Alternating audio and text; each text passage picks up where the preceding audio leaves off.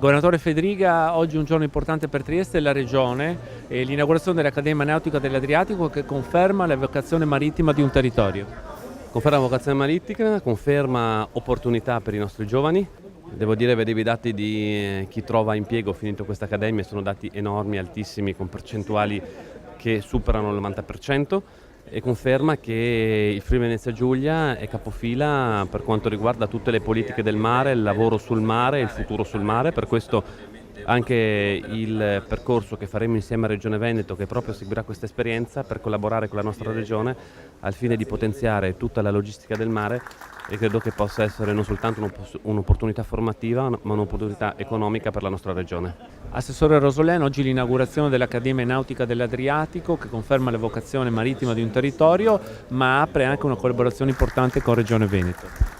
È un altro dei tanti tasselli che sulla formazione tecnica superiore la Regione Friuli Venezia Giulia ha voluto mettere. In questo momento stiamo studiando, soprattutto per quanto riguarda la logistica, di essere punto di riferimento per tutto il sistema dell'Alto Adriatico, collaborando con la Regione Veneto che oggi ha voluto presenziare.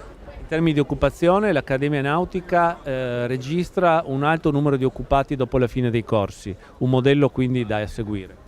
Tutte le fondazioni ITS danno dei risultati straordinari in termini di occupazione subito dopo la fine dei corsi. L'Accademia Nautica, esattamente come tutte le altre fondazioni, da questo risposta.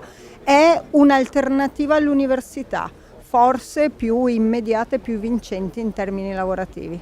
Assessore Donazzano, oggi all'inaugurazione dell'Accademia Nautica dell'Adriatico si è annunciata un'importante collaborazione fra la Regione Friuli Venezia Giulia e Regione Veneto. Finalmente oserei dire, oggi parliamo lo stesso linguaggio, ci capiamo sulle priorità, gli ITS, le Academy, insomma tutti i super tecnici trovano immediatamente posti di lavoro e questo deve essere l'obiettivo di due regioni che vogliono essere molto competitive. L'Adriatico è un mare solo e dobbiamo ragionare volentieri insieme.